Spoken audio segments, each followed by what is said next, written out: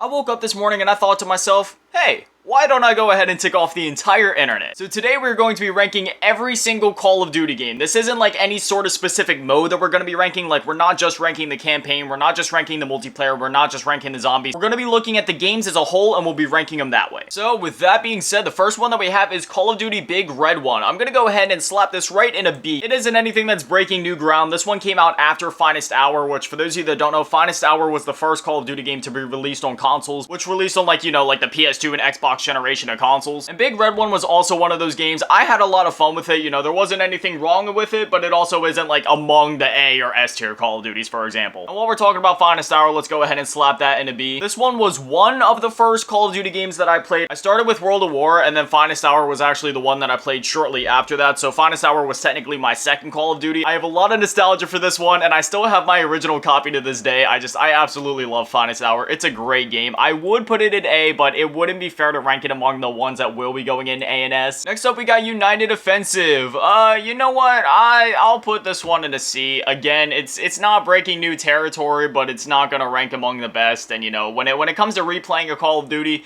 United Offensive isn't one of the ones that I'm going to immediately. I mean, if someone sat me down with the game and said, hey, play through this, I'd be like, okay, I'll do it. But it's not one that I'm rushing to get back to, like, immediately, if that makes any sense. Next up, we got Call of Duty Online. This one's gonna go straight into an A. This was kind of like Call of Duty Mobile before Call of Duty Mobile. It had a lot of elements of that, of, like, taking all the different Call of Duty games, mashing it into one, but considering the fact that it was, like, a Chinese exclusive, it had a lot of free reign to break the boundaries with the franchise and introduce a bunch of crazy stuff. I mean, if you ever look up gameplay of Call of Duty Online, there were so many crazy weapons in there, and if you're wondering why I'm talking about the game in past tense, like there was crazy weapons in there, it's because for those of you that don't know, the game unfortunately got shut down, and it's pretty sad because it was a really fun Call of Duty game. Sure, it was a little hard to access, like for US players specifically, but I had an absolute blast every time I played that game. I wish the servers were still up, or I wish that, you know, maybe it could be localized for US, because between that and Call of Duty Mobile, those are experiences that need to be available on more platforms. So I'm just telling you right now, as much as I love the current Call of Duty Modern Warfare 2, man, if Call of Duty Mobile was available on console,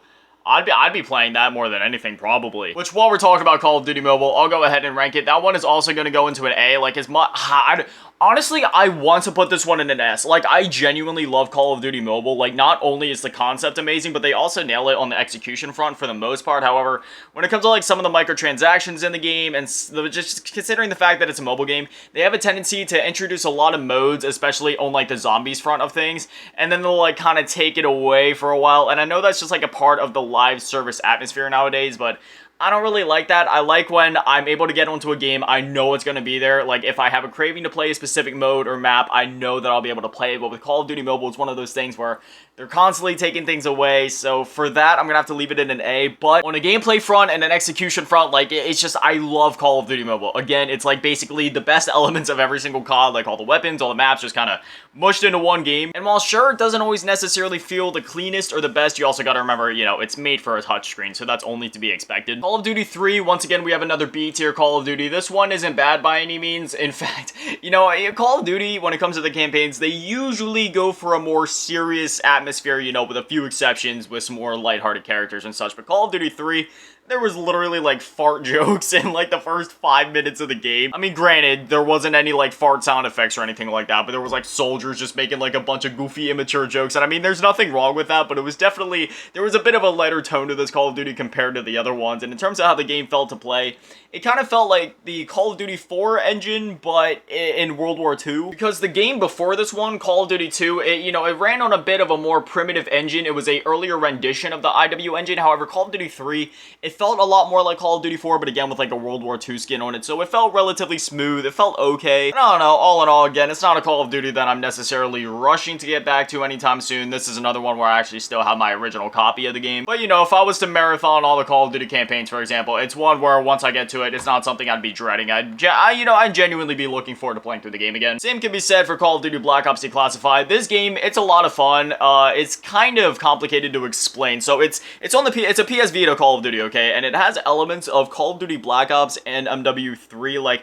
There's assets from MW3, or maybe it's MW2 that I'm thinking of. Whichever it is, there's assets from that game inside of this game, but then there's also a bunch of reused assets from Black Ops 1, which is to be expected. But it's just, you know, it feels very thrown together, I guess is what I'm trying to get at. Multiplayer was genuinely fun, despite the fact that their rendition of Nuketown wasn't even the same. Apparently, the PS Vita couldn't even handle Nuketown, which I know for a fact is not true. It's fun, but it's rather unremarkable. However, considering the fact that it's still a Black Ops game and it's in the Black Ops universe, it's good enough to go in the B and not drop down to a C, so I think that it fits in just, you know, well enough right here in the B tier. Next up, we got Call of Duty 1, the one that started it all. I hate putting so many in the B tier, but we're kind of getting through, like, the, you know, the beginning of the franchise before things really started ramping up with COD 4 in 2007 and onwards, but Call of Duty 1, again, it's another one where it's going to go into the B tier. It's not necessarily bad by any means. It's just that it's a little primitive by later Call of Duty standards. And again, it's not one that I'm rushing to return to anytime soon. Let's go ahead and just rank the other older Call of Duty so then we can just kind of get these out of the way. Again, Call of Duty 2, same thing that I've been saying for all of these for that one. And then Roads to Victory, same thing that I said for United Defensive, but for Roads to Victory. I'm kind of sad because this list actually is not the complete list of Call of Duty games. So for those of you that don't know, there is actually other renditions of the Call of Duty games between mobile and DS. You have the DS version of Call of Duty 4, the DS version of MW2, 3, and Black Ops 1, which I actually happen to own all of those, as well as the older mobile games that got delisted. I still have them downloaded on my devices, those being Call of Duty Heroes, Call of Duty Strike Team, Call of Duty Black Ops 1 Zombies, which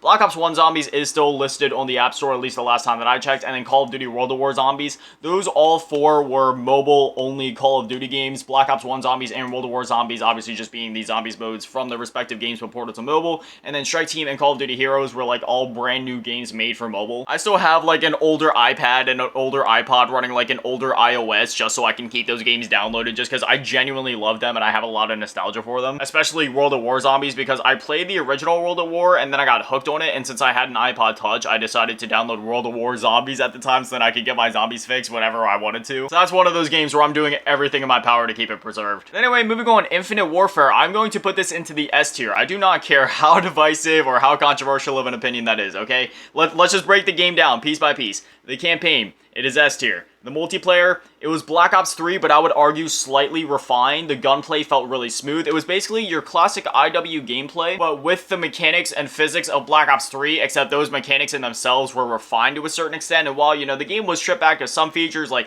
it had less specialists than Black Ops 3 did, overall, the game just felt like it had a really good focus. And let's not forget that this was easily the least egregious of the more loot boxy, microtransaction-filled Call of Duty games. Like, sure, there's microtransactions in the newer ones, but this one was the least egregious of that era when there was like loot boxes and supply drops, because there was ways to, you know, get the things that you actually wanted out of supply drops without just relying on RNG. You had the salvage system, which also applies to Call of Duty Modern Warfare Remastered, which is also missing from this list, unfortunately. However, if I was to rank Call of Duty Modern Warfare Remastered, I would easily put that in an A along with Modern Warfare 2 Campaign Remastered, and if I was to rank the mobile titles, all of those would also go in an A.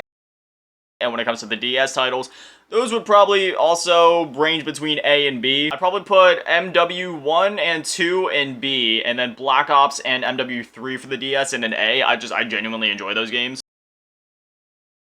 And then don't even get me started on Zombies and Infinite Warfare. Again, immediately S tier. Zombies in Spaceland, Rev in the Redwoods, Shaolin Shuffle, and then you have the last two maps. You know, they're a little more divisive, a bit more controversial, but I still thoroughly enjoy those maps. Moving on to World War II, I give this game similar praise. Actually, no, I cannot put that in an S tier. I will put it in an A tier, though, just because I really enjoyed the Final Reich. I got a solid, like, week's worth of playtime out of that map alone. The multiplayer was a lot of fun. The campaign was a little, I mean, it wasn't bad by any means. It just felt rather unremarkable compared to previous Call of Duty campaigns, but that doesn't mean it was bad. I really like the HQ in this game, even though the only reason the HQ was included just so then, you know, players were kind of like walking advertisements for the supply drop system in the game. But otherwise, I really enjoyed my time with World War II, and it's one that I actually return to quite often just to replay for that quick. I mean, it's not really even nostalgia because the game's only like 6 years old, but it's like that midpoint between nostalgia and being recent, you know what I mean? Like, it's almost nostalgic. It's not really nostalgic, but it still fills me with happy feelings feelings every time that I get back on to play. It just takes me back to, you know, that time in 2017 when the game was first coming out. You know,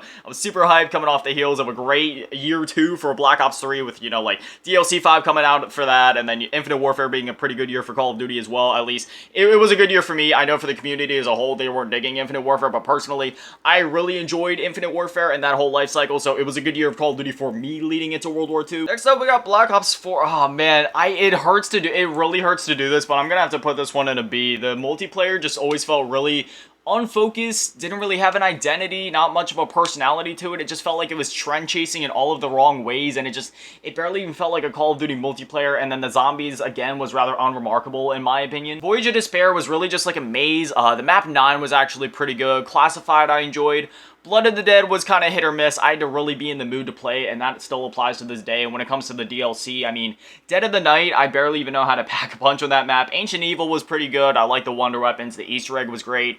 Alpha Omega, I've played that map a couple times. I did the Easter egg and never really had the desire to touch it again. And Tog der Toten was a pretty good finale, but a good finale for the Ether story? I would argue no. I still truthfully believe that the Ether story should have ended in Black Ops 3 and then Black Ops 4 just be entirely based around the Chaos storyline. That's a whole conversation for another day, but you know, for the most part, like, Zombies was like half good, half eh, multiplayer was eh, Blackout, I mean, I'm sure it was fun. I only played it a couple of times. BRs, they're not really my thing. Like, I don't play them that often. BRs are fun. Like, I enjoy playing them, but it's one of those things where I just, you know, I have to be in the mood to play, you know? The only one that wasn't ever like that for me was Fortnite. Like, Fortnite, back when it released back in, like, 2017, 2018, I could play that one, like, all day, every day. I just genuinely enjoyed the game, but, you know, then everybody started getting a bit sweaty, and, you know, then there was a bunch of metas introduced, and I was like, kind of veered away from that one. I dropped off of that game by the time, like, I don't know, 2019 rolled around. But anyway, back to, you know, Black Ops 4. I'm sure Blackout was fun, and again, multiplayer, maybe I just needed to invest some more time into it. I mean, I feel like I invested more than enough time into it. I flew through a couple of prestiges. I almost got max prestige in Zombies, and then I got up to, like, I don't know, one of the prestiges in the multiplayer, so I don't know. I might have to revisit this one day and just, you know, see if my opinion changes on it. While I'm looking at the Modern Warfare games, I'm gonna go ahead and just rank them all because they all rank equally for me. So S tier, Modern Warfare 2, S tier, Modern Warfare 3, S tier. This original trilogy of Call of Duty Modern Warfare games will always have a special place in my heart, not only for nostalgic reasons, but just these games are just so good. I mean, Call of Duty 4, I didn't really play the multiplayer in that one that much back in the day. I revisited it a couple years later, and I genuinely had a lot of fun with it, but the campaign in that game is still one of my favorite campaigns in, like, any FPS game. Same can be said for Modern Warfare 2. I mean, you know, everybody knows the whole twist in that game at this point, but that genuinely blew my mind back in 2009 when I played it for the first time, and then the multiplayer in that game is great. Spec Ops is a lot of fun. I put so many hours into Spec Ops. I nearly 100%ed it, actually. And then Modern Warfare 3 was a great conclusion to that original Modern Warfare trilogy. The multiplayer was a lot of fun. Spec Ops was a ton of fun as well. I played a ton of the survival mode. Last time I checked my playtime, I had like over a week in like the survival mode alone. So yeah, Modern Warfare, the original trilogy, they're all S tier. Absolutely love those games. Modern Warfare 2019, you know, there's a part of me that actually really, like, I genuinely really enjoyed Modern Warfare 2019. I really like the campaign. Spec Ops kind of brings it down a bit for me though. Like, when it comes to the Modern Warfare games, I know this kind of sounds like somewhat nitpicky considering most people don't play the Spec Ops year round. However, you know, I'm kind of weird, and I actually really do enjoy the Spec Ops modes. So just for that, I kind of want to put it in an A, especially considering the fact that survival mode was a bit of a letdown coming off of the heels of MW3. Oh man, I don't know. I really enjoyed the campaign, and the multiplayer was so much fun for me. You know what? Now that I'm thinking of it more and more, like the times that I had with this game and the hype leading up to it, I remember watching the original trailer with like the, you know, the Metallica music going, and I remember going to GameStop for the midnight release of this game, which was actually the last midnight release that I ever went to for a game. So you know what? I'm going to put it in the S tier. I don't care how controversial or however much of a hot take that it is. This is my tier list after all. This is just all my opinion. I'm 110% entitled to my opinion. My opinion is not wrong. Just like you're 110% entitled to your opinion. You're not wrong. We can agree to disagree. If you don't agree with my rankings, it is what it is. I'm looking at the last game on this list right now, Modern Warfare 2. We'll talk about that. You know what? No, let's just go ahead and rank it now. So it's really hard for me to rank this one because, as you guys probably know, Call of Duty games change a lot from launch until, you know, like the game is over with and the seasons are over. However, it's kind of hard for me to rank this one because we're midway through the season's life right now, and I'm really enjoying the game. Like, every time I get on it, I have an absolute blast with it, and I'm genuinely constantly craving to dive back in and play it. Like, Oh my gosh, it's really hard to know if this actually is an S tier in my heart because obviously right now we're still kind of going through the honeymoon phase. At least I am, you know, we're 5 months deep into the game. I'm still grinding out all the camos and stuff. And for me, the real test with a Call of Duty game is how well does the game hold up after the camo grind is done, after you grinded out what you want to, and are you drawn to the game simply to play for fun? And for that, I really don't know what the case is going to be, so like, right now, if I was to rank it, I would put it in an S, right? But I don't know what the game is going to feel like for me after I finish the camo grind, so I kind of want to leave it unranked. But at the same time, this is my tier list, and it is my opinion, and I'm thoroughly enjoying the game, like, so much. So for now, I'll leave it in an S tier. I might redo this ranking one day, but as of now, I am thoroughly enjoying this game. I loved the campaign. I'm having a lot of fun with all the stuff they've introduced between Warzone 2, DMC, raids, the multiplayer, and the fact that, you know, the camo grinds aren't so egregious this year, and getting gold for every weapon isn't too tall of a task. Same with getting platinum. You know, you have 25 long shots, but that's a lot better than the 100 required in Modern Warfare and Call of Duty Vanguard. So for that, I'm going to leave it in an S tier for now. Again, I might do this ranking again over one day. But for now, that's where Modern Warfare 2 sits. On to the next game, Call of Duty Black Ops Cold War. A lot of the same praises that I've been giving to a lot of the games up here. Like, I'm trying to not be redundant with when I'm ranking these games. So for these last couple few, I might just kind of hit a few bullet points and rank them because I don't want this video to become, like, redundant or annoying to listen to. But again, the campaign, it was excellent in Cold War. The multiplayer, I really enjoyed the multiplayer in this game. They brought back a lot of classic maps from Black Ops 1 and 2. And the way that the engine felt, you know, Call of Duty Black Ops Cold War truly is probably going to be the last classic Call of Duty that we ever get. And what I mean by a classic Call of Duty is just like the way the game feels to play. You know, when you're running around, the moment-to-moment gameplay, the gunplay, you know, it feels like a classic Call of Duty. It feels very similar to something, say, like a Black Ops 4. More that quick-paced, arcadey feel, you know. I feel like Call of Duty Black Ops Cold War will be the last classic Call of Duty that we get in that sense. And for what it is, if we were to end off the classic era of Call of Duty with any game, I'm glad that it was Cold War. This game was genuinely amazing. Again, the campaign was great. The multiplayer was tons of fun. I have literal weeks worth of playtime dumped into that one. And then zombies as well. They knocked it out of the park. Sure, some of the maps felt a little samey in some sense because it was kind of like military base, military base, military base. It felt very grounded. They didn't really, like, you know, go outside of their comfort zone like they did in the previous games. Like, even in Black Ops 4, they had a ton of crazy ideas that they just kind of went off the rails with. But in Black Ops Cold War, there wasn't too much of that. Sure, you kind of got, like, you know, taste of that here and there with the boss fights, like with Valentina, and then the final boss fight with the Forsaken. But otherwise, Cold War, in terms of the maps themselves and the locations, they played it rather safe, but from a gameplay standpoint, there was a lot of innovations brought to the table with the salvage and the crafting system, the pack-a-punch, and all these new perks and upgrade trees. I thoroughly enjoyed it, and it was, you know, rather in-depth. I like the changes made here. You know, there's still a place in my heart, obviously, for the original style of zombies, and if I'm going to be honest, I prefer the classic style of zombies. However, I can appreciate what this new system is going for, and I'm very excited to see how they innovate and improve on it going forward. Let's just go ahead and rank all of the, like, Treyarch Call of Duties since we just ranked Cold War, because all of my praises for all of these games are all universal between campaigns, multiplayer, zombies. All of these games have S tier in that regard, except for Black Ops 2, which we're going to talk about. So World War, S tier, and all the modes in different categories. Black Ops 2 is one of my favorite games of all time, and it is easily my favorite Call of Duty game of all time. Not only for nostalgic reasons, but it's just, I mean, you look at Black Ops 2, and it's just like, just look at that cover art. It screams nostalgia. I love it. Every time I pop that game in to play it, I literally cry. It's so nostalgic for me. I have so much love for that game. Every single mode in that game, campaign, multiplayer, zombies, it's so good. And that's also why I'm not going to spend too much time, you know, talking and gushing over the Black Ops games. Oh, I'm also going to rank Call of Duty Black Ops Mobile Zombies in S tier just because, you know, it deserves it. It's Black Ops 1 Zombies. But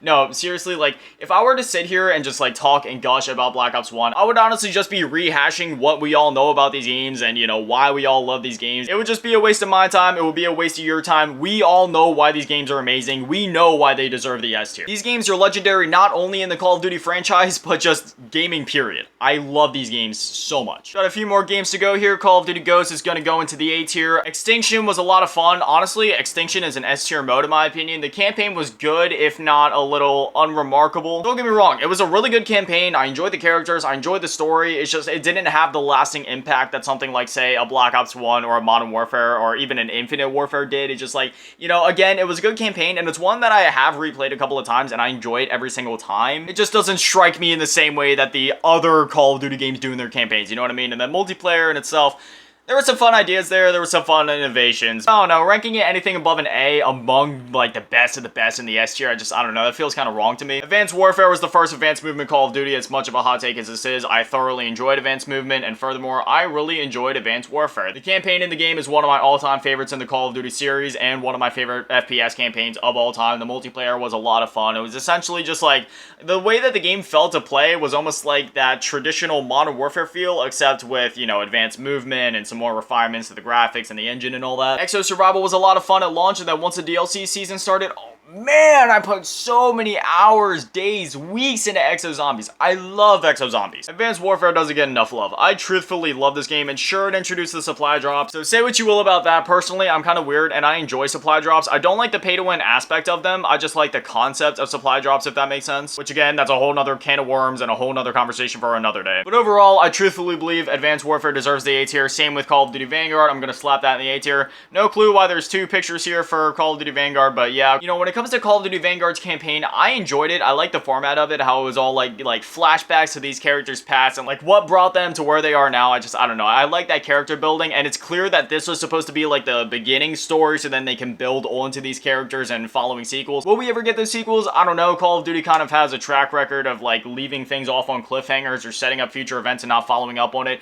For example, Call of Duty Ghosts, Call of Duty Advanced Warfare, both left off on cliffhangers. A decade later, we have no answers. Yeah, the campaign felt great, looked great, the set pieces were great, the multiplayer, I had a lot of fun with it. It was essentially like Modern Warfare 2019 with a World War II, you know, coat of paint, which that's not a bad thing by any means, because, I mean, obviously, MW 2019 is in the S tier for me, so I thoroughly enjoy Call of Duty Vanguard. The one thing I will say about the multiplayer, though, is like the 70 weapon levels got to be a bit much after a while. I mean, they balanced it relatively well, however, in the grand scheme of things, it did still take longer than in most Call of Duty games to level up the weapons here, so, you know, even if it would have only been like, I don't know, 40 or 50 weapon levels, and if they would have just like decreased the amount of XP that it takes to level up your weapon, I feel like that would have been a bit of a better balance. But otherwise, between the gunplay, the maps, the kill streaks, and, you know, all that, it just, I had a lot of fun with Call of Duty Vanguard's multiplayer. And then when it comes to zombies, I know this is a hot take, but I thoroughly enjoyed zombies in this game, between the mechanics, the way the game felt to play. Like, zombies feels great in the MW 2019 engine. I mean, it looks great. During Fang, when I spawned in for the first time, I was genuinely impressed by the graphics, the graphical fidelity.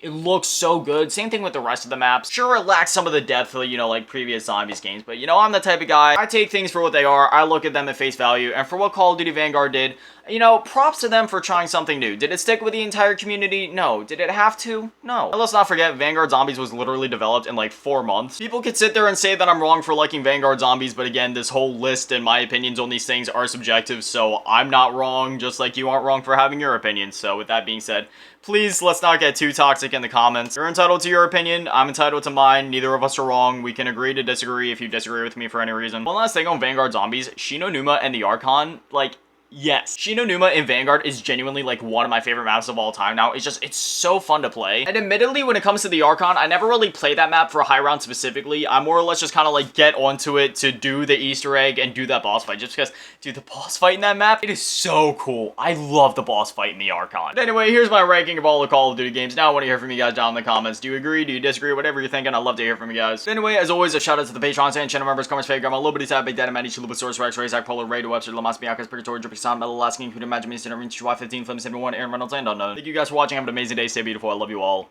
Peace.